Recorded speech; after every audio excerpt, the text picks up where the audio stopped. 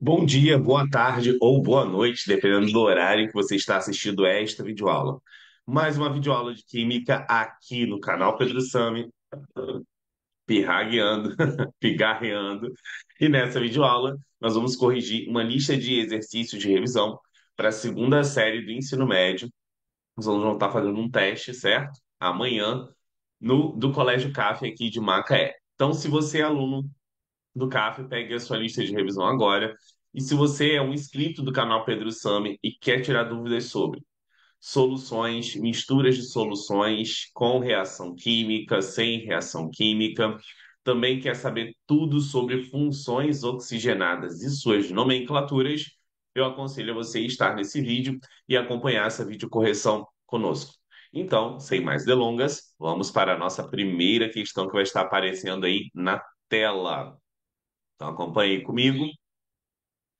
As primeiras questões vão ser de química inorgânica e as próximas, sim, de química orgânica, tá bom? Primeira questão aí é uma questão sobre concentração de soluções, tá? E ela diz o seguinte: vamos lá, fazer a resolução dela aqui, que eu vou ter um pouco mais de espaço. O ácido fosfórico H3PO4 é um conservante e acidulante em refrigerantes do tipo cola. Sua concentração é de 0,59 gramas por litro no refrigerante. Então, a cada um litro desse refrigerante, eu tenho 0,59 gramas. Determine a massa de ácido ingerida por uma pessoa durante uma festa de aniversário que serve um copo de 250 ml.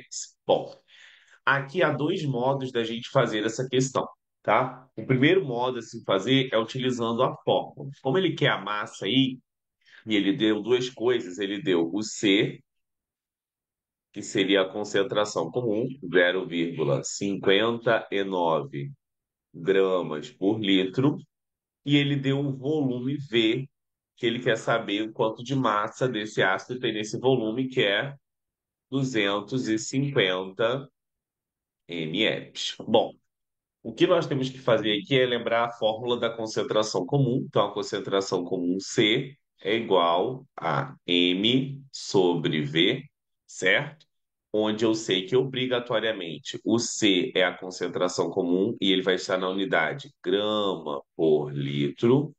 O M é a massa, que vai estar em grama, e o V é o volume, que obrigatoriamente precisa estar em litro.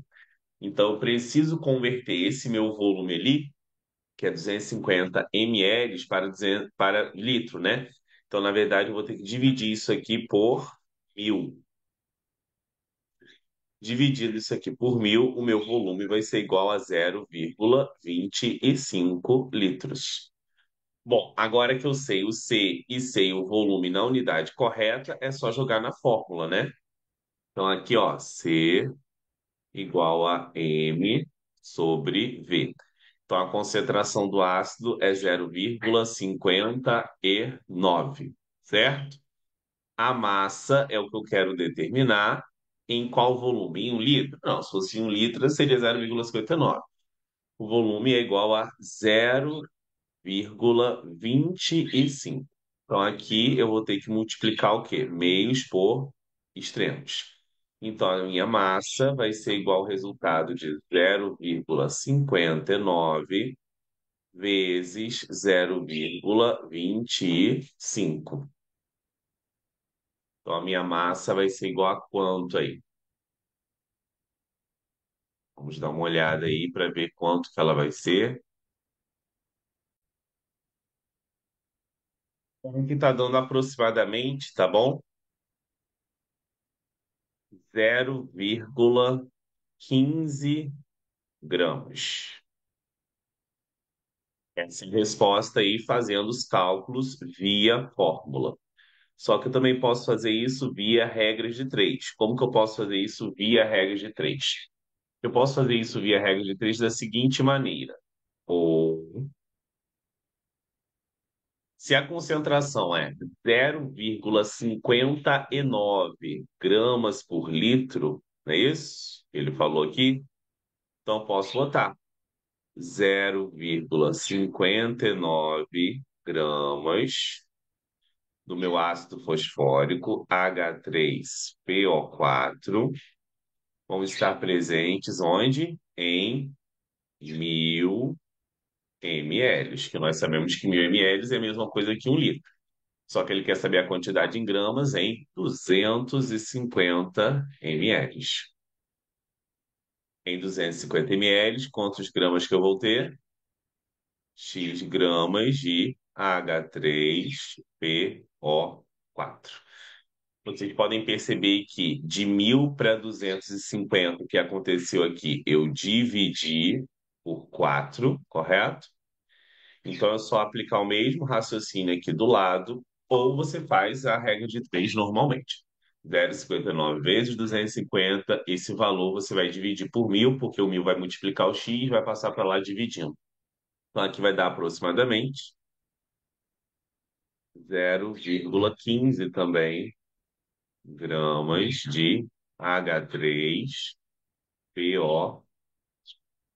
Então tem que dar a mesma coisa, ou de um jeito ou de outro, tá bom? Você escolhe o melhor jeito que te deixa mais confortável, tá? A maioria dos alunos escolhem pela fórmula, só que a fórmula tem o problema de colocar as unidades corretas. Na regra de três, você que manipula as unidades ao seu favor, tá? E a fórmula você tem que decorar, né? A fórmula. Uma regra de três é um raciocínio lógico indutivo que geralmente comando cerebral ao ler a questão já se faz, tá bom? Bom, no pique, vamos para a nossa segunda questão que diz o seguinte: o medicamento leite de magnésia é uma suspensão de hidróxido de magnésio. Este medicamento é utilizado para combater a acidez estomacal provocada pelo ácido clorídrico encontrado no estômago. Considere 1,45 gramas de hidróxido de magnésio e foram dissolvidos em 100 ml de água. Qual é a concentração em mol por litro? Então, agora ele quer a concentração em mol por litro. E aí, a concentração em mol por litro, a fórmula que está relacionada a isso é essa daqui, né? Molaridade vai ser igual ao quê? Um número de mol sobre o volume. Nós sabemos que, na verdade, esse número de mol ele pode ser substituído pelo quê?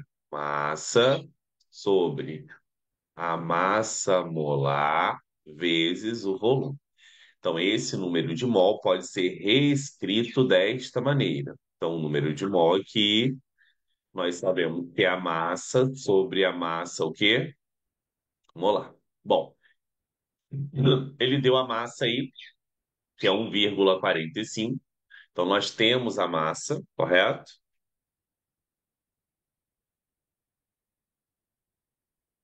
E nós temos um volume aí que também está em ml, CML. Eu preciso passar, então, esse volume para litro. Então, a primeira coisa a se fazer é a mesma coisa que nós fizemos no anterior, né?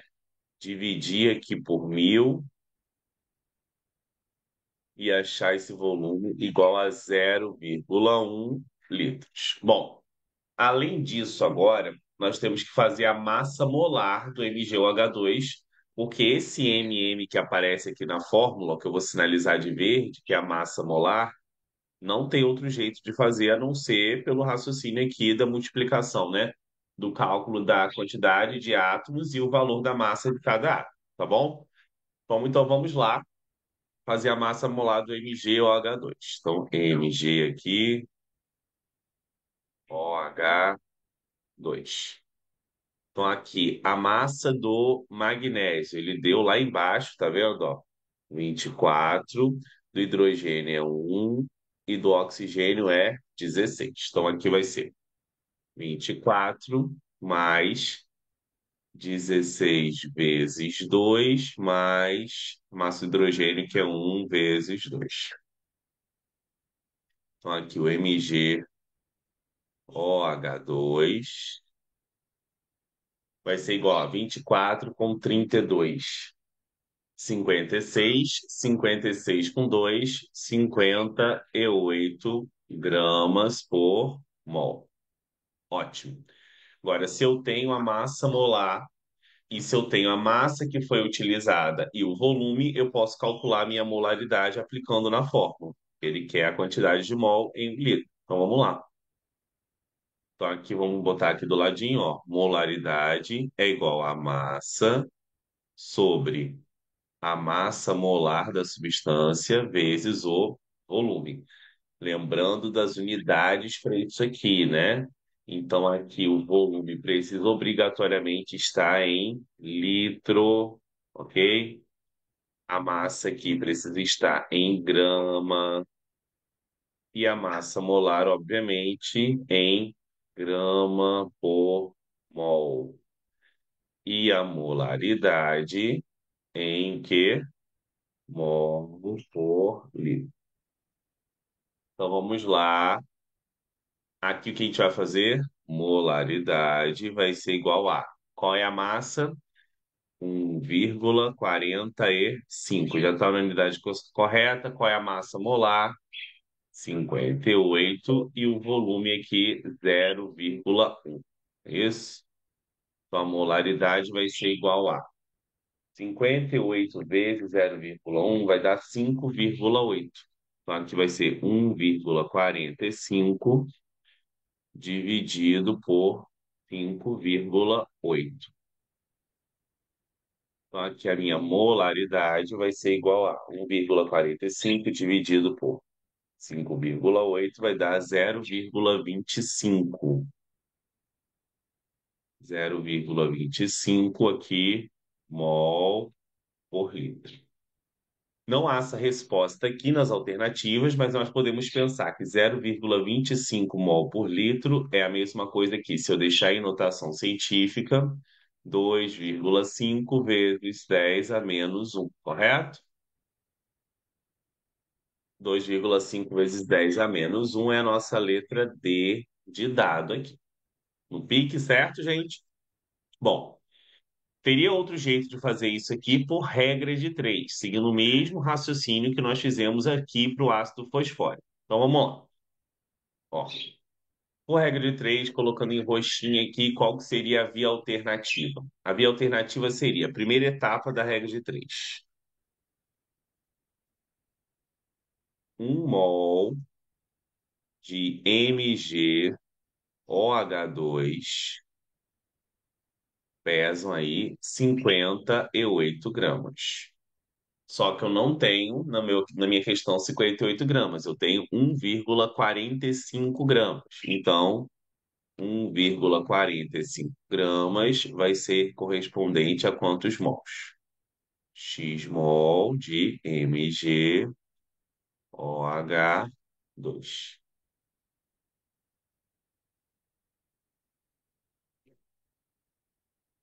Vou dividir 1,45 por 58. 0,025, ok? Meu X aqui deu igual a 0,025 mol. Só que essa quantidade de mol, 0,025, está em quanto? Em 100 ml de água. Então, aqui, segunda etapa.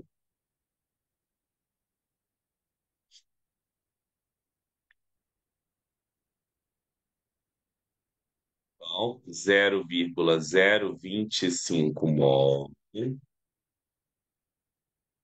estão em 100 ml de solução, 100 ml de água. Só que eu quero saber a quantidade em mol por litro. Mol por litro é quanto? 1.000 ml. Então aqui vai ser o quê? X mol dessa substância em ml. Bom, o que eu posso fazer aqui? Eu posso pegar e cortar os zeros aqui e aqui para facilitar a minha vida, não é isso? E aí 0,025 vezes 10 é só andar uma casa para a direita, então meu X vai ser igual a 0,25 mol por litro. Exatamente a mesma coisa daqui, né? Convertendo para a notação científica, como nós vimos lá em cima, também vai dar aqui a nossa letra D de dado. Ok? Certo? No pique, vamos para a nossa próxima questão, que é a questão de número 3 aí, que diz o seguinte, vamos lá.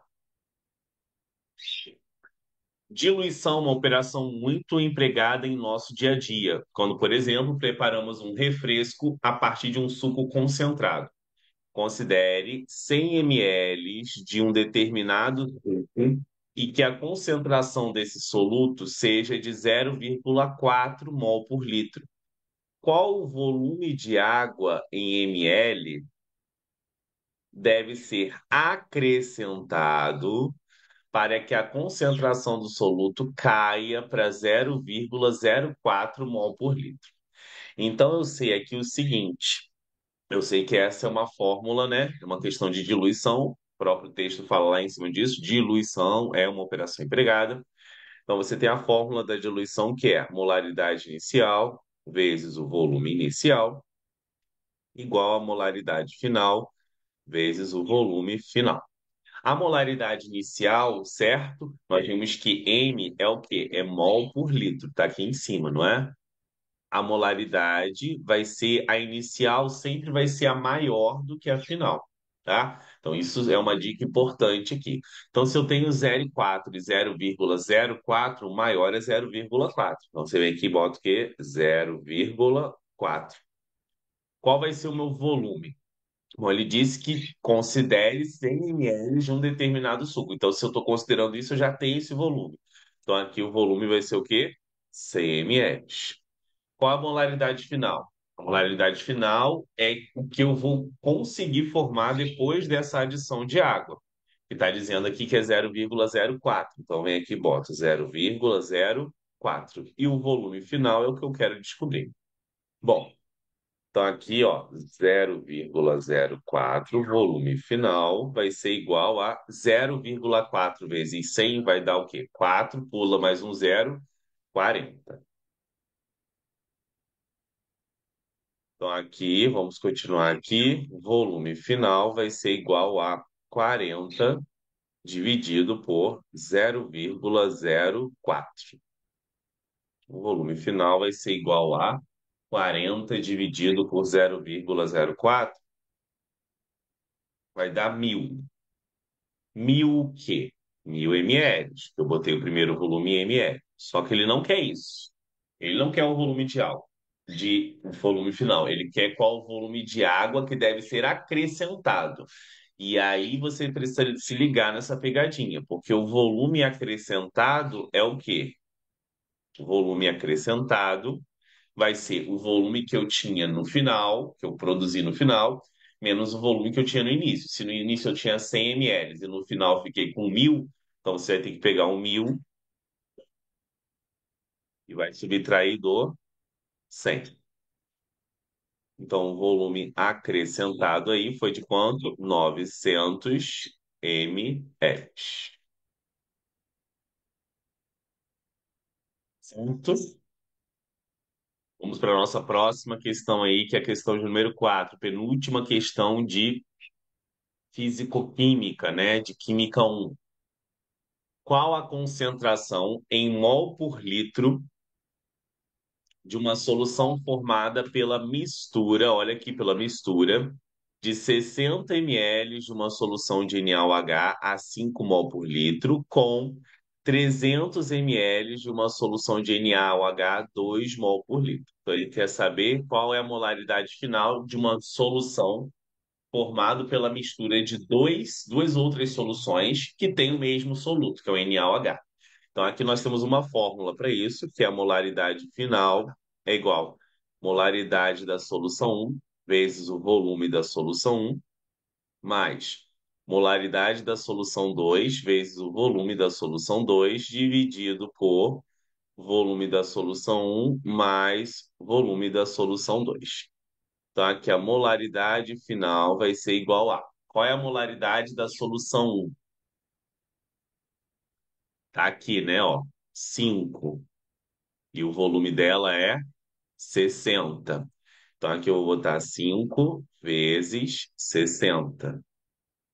Mais. Qual a molaridade da solução 2? Está aqui, né? Ó, 2. E o volume dela é o quê? 300. Então, 2 vezes 300. Isso tudo dividido pela soma dos volumes, que é 60 mais 300, 360.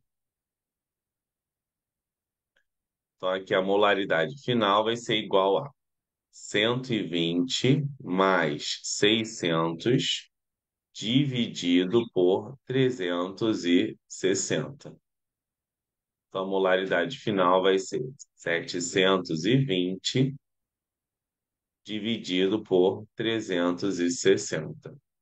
Se você cancela os zeros aqui, fica 72 dividido por 36. Então, aqui a minha molaridade final vai ser igual a 2 mol por litro. Não é isso? Sim? Qual é a concentração em mol por litro de uma solução formada pela mistura de 260 ml de NaOH e 5 mol por litro de NaOH2? 2 mol por litro. Aqui, gente, provavelmente, na hora que eu copiei e colei essa questão, eu esqueci de, no original, que era as alternativas do teste, pegar e colocar as alternativas em relacionadas à molaridade, que são relacionadas a volume. Então, você perceba aqui que você vai deixar essa resposta, 2 mol por litro, é a resposta da questão, tá? Mas ali não tem nenhuma alternativa que complete essas respostas, tá? Vocês me perdoem por esse errinho. Então vamos para a próxima, que é a questão de número 5, que diz o seguinte. Essa é uma questão extremamente importante, extremamente a cara do Enem. É na nossa última questão de Química 1, e ela é muito bonita. Diz o seguinte: o estômago de um paciente humano que sofre de úlcera duodenal pode receber através do suco gástrico 0,24 mol por litro de HCl por dia. Suponha que ele utilize um antiácido que contenha 26 gramas por litro de hidróxido de sódio hidroxialumínio no medicamento. O antiácido neutraliza o ácido clorídrico de acordo com a reação. Então, aqui, ó, essa é a substância que está presente no antiácido, correto? E aqui eu tenho a outra substância que está presente no suco gástrico. Qual o volume apropriado de antiácido que o paciente deve consumir por dia para a neutralização de 100 ml de ácido clorídrico no suco gástrico? Bom, o que acontece? Nós sabemos que a concentração do ácido no suco gástrico é 0,24 mol por litro. Se é 0,24 mol por litro, a gente pode pensar assim, ó, 0, primeira etapa, né? Vou botar aqui. 0,24 mol do HCl eu tenho aonde? Eu tenho em 1.000 ml de suco gástrico.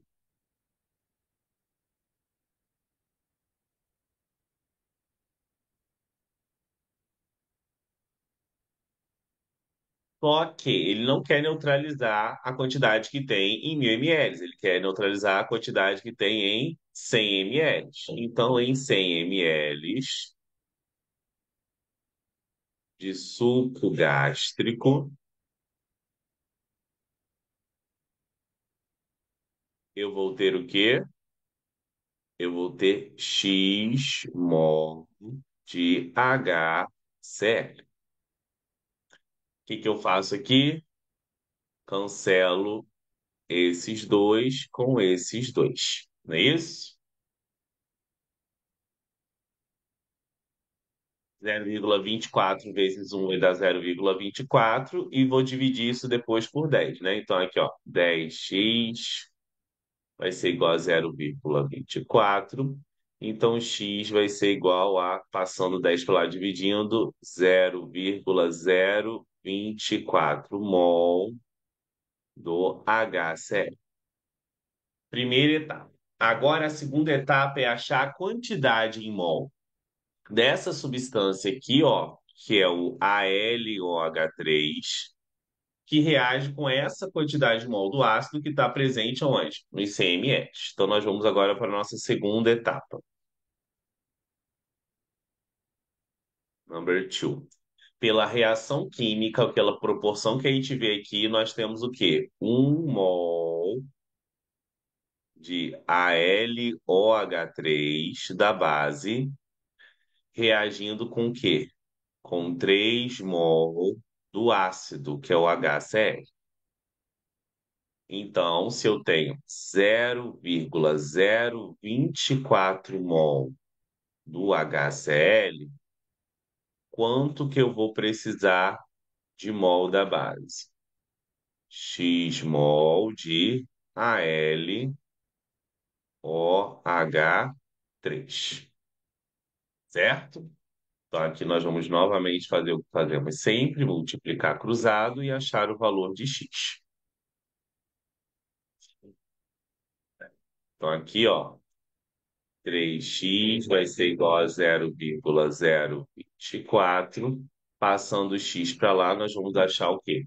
0,024 dividido por 3. Isso vai dar 0,008. 0,008 mol de AlOH3. Agora a gente tem que pensar no seguinte: nós temos aí a concentração desse antiácido 26 grama por litro, não é isso? Então a gente tem que descobrir quanto que em grama é 0,008. Nossa próxima etapa aqui, vamos lá. Então aqui a gente vai precisar fazer o quê? A massa molar do AlOH3. Obviamente, eu tenho que fornecer os valores de massa dessa substância, caso a concentração dela não esteja aqui em mol por litro. Como está em grama por litro, eu tenho que fornecer aqui, tá? Então, o alumínio aqui, o AlOH3, o alumínio é 27, o oxigênio é 16, então vezes 3, e o hidrogênio também é 1 vezes 3. Então, a massa molar do AlOH3 vai ser igual a 16 vezes 3 mais 1 vezes 3 mais 27.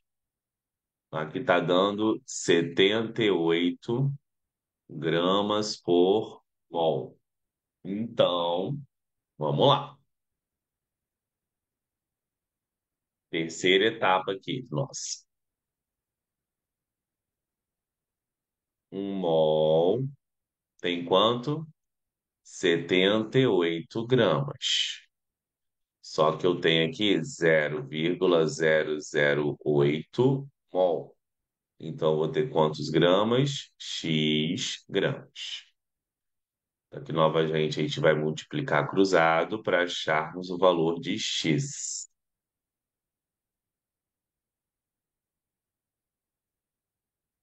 E aqui está dando igual para mim 0,62 aproximadamente.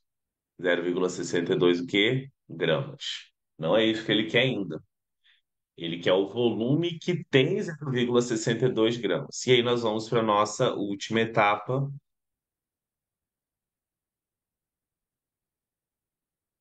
isso, que é o seguinte: 26 gramas, certo? Do AlOH3 tem em 1.000 ml de de medicamento, tá bom? Só que eu quero saber a quantidade que tem 0,62 gramas de AlOH3.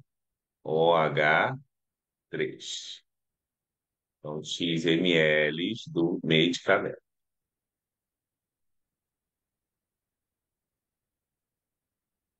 Multiplicando cruzado aqui, teremos o seguinte.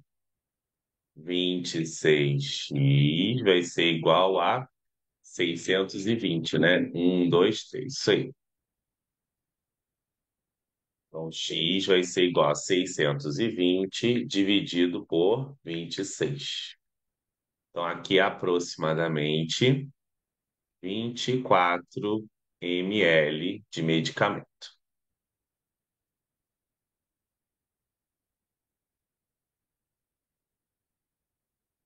Então, vou recapitular essa questão que ela tem quatro etapas. A primeira etapa foi achar a quantidade em mol do ácido presente nos 100 ml do suco gástrico, sendo que na questão ele deu a concentração em mol por litro do HCl no suco gástrico. A segunda etapa é achar a proporção da base que está presente no medicamento, que reage com essa quantidade em mol que está presente no suco gástrico. Depois eu converto essa quantidade em mol da base, né? Eu achei essa proporção aqui pela própria reação química, né? Aqui, ó, 1 mol da base para 3 mol do ácido, né? Então daí que saiu esses números aqui, ó, 1 para 3. Depois de eu achar a quantidade em mol, certo? Da base, eu vou converter essa quantidade em mol para grama. Por quê? Porque ele deu a concentração da base aqui, ó, em grama por litro. E é mais fácil para eu relacionar isso através de uma regra de três para achar a quantidade em gramas que estão presentes numa quantidade em ml, já que ele deu a concentração da base no medicamento em concentração comum, em grama por litro. Tá bom?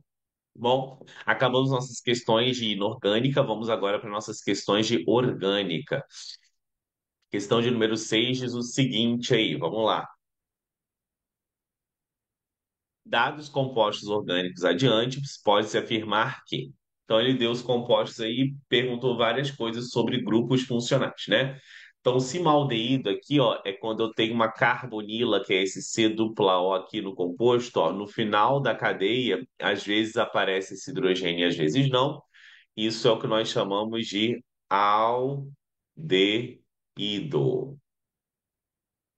Então perceba que esse mesmo composto C dupla O aqui na extremidade da cadeia está aparecendo de novo. Então por isso que novamente aqui eu vou ter o quê? Um aldeído. Na vanilina, que é a essência da baunilha. Só que aqui, além disso, eu também tenho esse oxigênio aqui, ó, entre dois átomos de carbono, tá vendo? Entre esse aqui e entre esse outro aqui. Quando eu tenho um oxigênio entre dois átomos de carbono, eu tenho o que nós chamamos de éter, ok? Aqui novamente eu vou ter esse oxigênio, ó, entre dois átomos de carbono. Então aqui novamente eu vou ter o quê? Éter.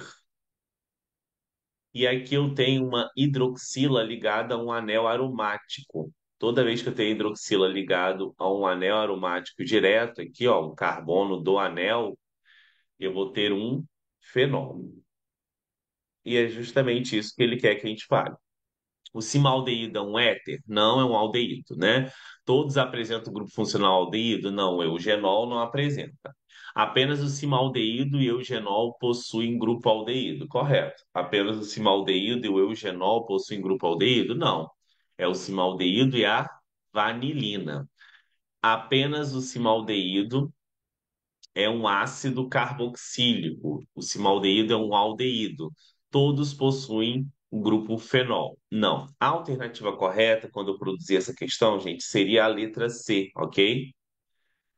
Apenas o cimaldeído e a vanilina. Então, vocês alterem aqui, ó. Não é o eugenol, tá bom? É a vanilina aqui. Aqui vocês tirem o eugenol e botem vanilina. Possuem um grupo aldeído. Os dois lá, os dois compostos, tanto esse primeiro quanto esse, possuem um grupo aldeído. Por isso, letra C. Gente, identificar as funções não vão ser só essas que vão cair, vão ser muitas outras. Lembre que nós temos várias funções, né? É álcool, fenol, éter, cetona, aldeído e ácido carboxílico. Você tem que aprender a identificar essas seis funções. Elas vão aparecendo de maneira aleatória a partir de agora nas questões, mas vocês têm que saber identificar todas. Vamos para 7, ó. A baunilha é uma espécie de orquídea. A partir da sua flor é produzida a vanilina conforme a representação química que dá origem ao aroma da baunilha. Circule e identifique as funções oxigenadas da estrutura ao lado. É a mesma coisa da 6, só que essa não tem aí, né, opções para você marcar. Então aqui, ó, novamente nós temos o quê, ó? C dupla O na extremidade da cadeia ligada a um hidrogênio aqui, ó. Então isso daqui é o quê? Aldeído. Aqui eu tenho hidroxila ligado diretamente a um carbono do anel aromático, que nós sabemos que é quando eu tenho aí 6 carbonos com 3 duplas alternadas. Isso é um fenol. E aqui nós temos um oxigênio entre 2 carbonos, ó. Quando eu tenho um oxigênio entre 2 carbonos, interrompendo assim a sequência de carbonos, por assim dizer, eu tenho o que nós chamamos de éter, ok? Então era isso para fazer na 7, bem facinho, bem rapidinho mesmo. Vamos para a questão de número 8 agora. Questão de número 8 é uma questão de nomenclatura e diz o seguinte: a figura abaixo apresenta a fórmula molecular de um composto encontrado no extrato de jasmim. Assinale a alternativa correta que contém a nomenclatura e a família desse composto, respectivamente. Bom, aqui eu tenho também o C-O, que é a carbonila que nós vimos lá na questão 6 e 7 de aldeído, só que aqui ela não está na extremidade da cadeia, ela está quase na extremidade, ó, ela está no meio, por assim dizer, né? Quando essa carbonila está no meio da cadeia, como a gente está vendo aqui, entre 2 carbonos, nós chamamos isso aqui de aldeído. Então, a família que o composto pertence vai ser o quê? Aldeído? Não. Se tivesse na extremidade, seria aldeído, né, gente? Então, aqui, como está no meio, aqui a família que esse composto pertence é cetona, tá bom? Então, só retornar para não ficarmos com nenhuma dúvida. Se tivesse na extremidade, como a gente viu aqui, ó, C dupla O no finalzinho, aldeído, tá ligado? Aquele hidrogênio, às vezes aparece, às vezes não. Agora aqui não. Ó, o C dupla O tá no meio, porque aqui eu tenho um carbono na extremidade, eu não tenho hidrogênio aqui. Então, por isso que vai ser cetona. Bom, cetona aí a gente utiliza o que nós chamamos de sufixo. E aí o sufixo para dar o nome vai ser ona.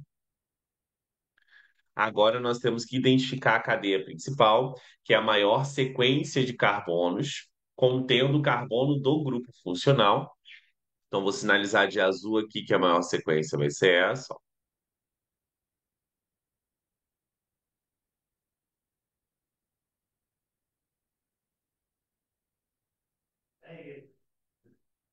E agora nós vamos numerar da extremidade mais próxima do grupo funcional para que a gente possa estar sinalizando aí os radicais, né? Vendo o que que tem aí de dupla, tá bom? Então vou numerar dessas extremidades aqui da direita, ó.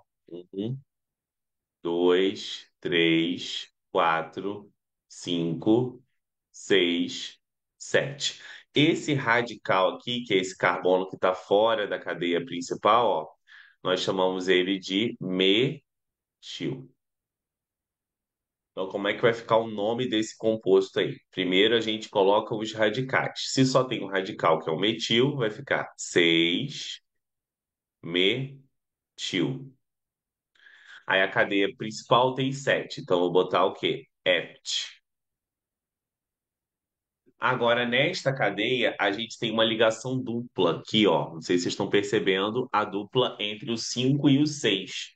Então, você vai botar hept 5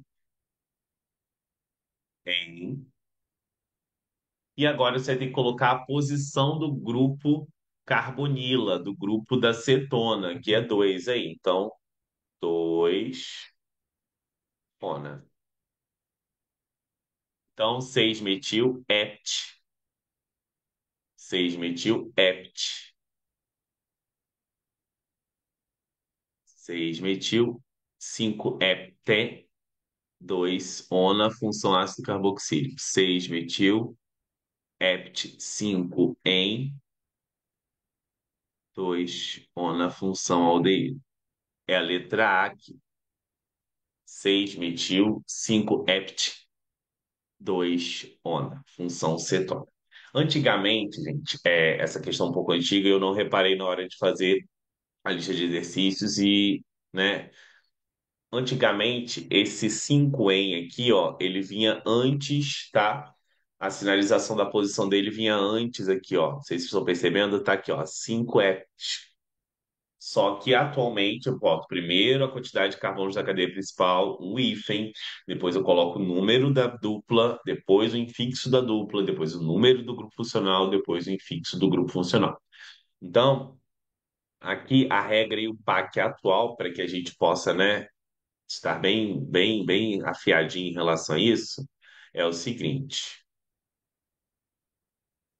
Primeiro, no nome, vão vir o quê? Os radicais. Depois vai vir o que nós chamamos de quê? Cadeia principal. Depois nós vamos ter o quê? O sufixo função.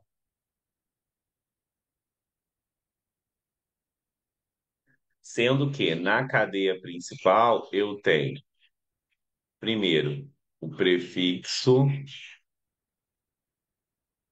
do número de carbonos, eu tenho o infixo de saturação,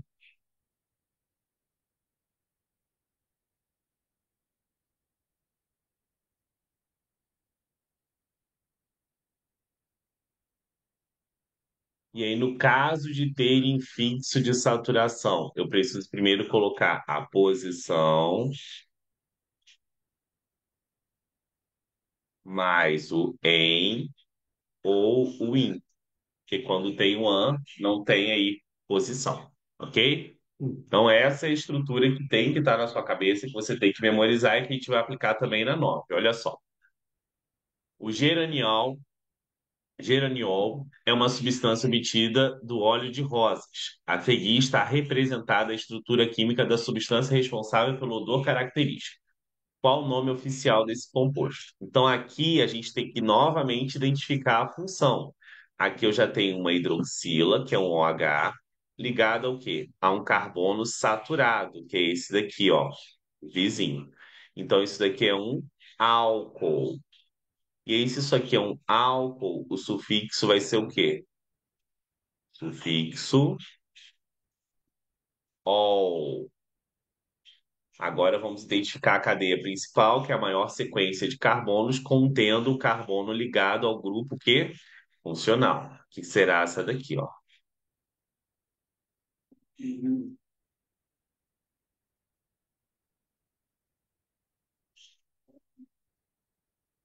Agora eu vou lembrar de ver o que está fora da cadeia principal para eu sinalizar os radicais, né? Não esquecer a sinalização dos radicais, ó. Então aqui tanto esse quanto o outro vão ser metil. Eu preciso numerar a cadeia, sempre da extremidade mais próxima do que? Do grupo funcional, do grupo oxigenado. Então, aqui, ó.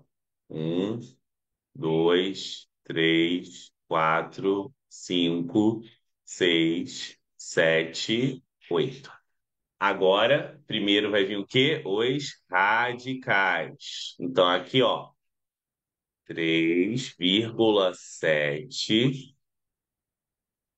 dimetil, porque os radicais são iguais, né?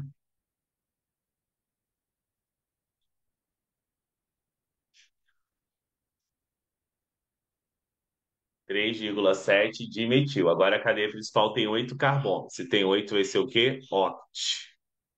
Aí eu vou botar a vogal A, porque tem duas duplas. Só quando tem duas duplas eu boto a vogal. Senão eu já botaria o quê? Hept, e aí a posição da dupla. Como tem duas, eu boto essa vogal A. Então não fica oct, tanto eno. Octa, aí eu vou botar as posições. Aqui a primeira dupla no menor carbono é o 2 e aqui no menor carbono é o 6. Então, octa 2,6 de em. E agora eu coloco a posição do grupo álcool, que é no 1 aqui, ó. de em, ol. Ou, se eu quisesse, eu poderia colocar direto esse finalzinho de enol. Então, 3,7 de metil, octa, 2,6 de em, um ol. Para finalizar, eu vou dar nome a esse ácido carboxílico aí, bem parecido com a de cima, né? Então, aqui ele já disse que é um ácido carboxílico pelo sufixo oico, tá bom? Mas se você não soubesse, teríamos que pegar e lembrar aqui, ó, quando eu tenho C dupla O ligada ao OH direto, ó, não é C dupla O puro e nem OH puro, é tudo junto. Eu tenho o que nós chamamos de ácido carboxílico,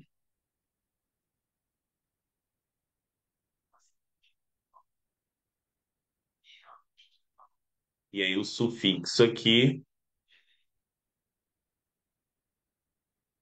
vai ser o quê? Oico. Agora a gente vai fazer o quê? Exatamente. Identificar a cadeia principal, que é essa daqui, né? Ó.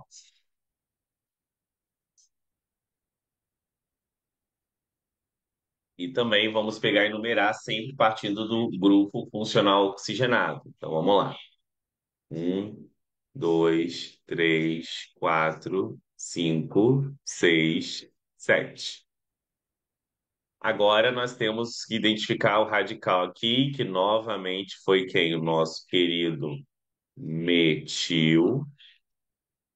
E agora seguir essa estrutura. Primeiro o quê? Os radicais. Só tem um aqui. Qual o radical? Metil no carbono, 5. Então aqui vai ficar o quê? Ácido 5 metil. Aí se eu tenho 7 carbonos, então vai ficar o quê? Et.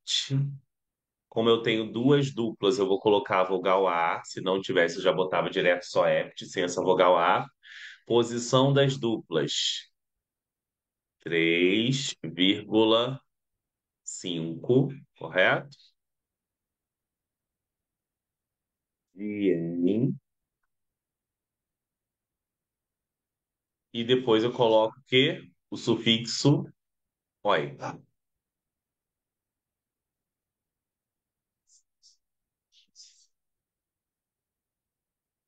Oico. Tá difícil sair o oico aqui. Isso.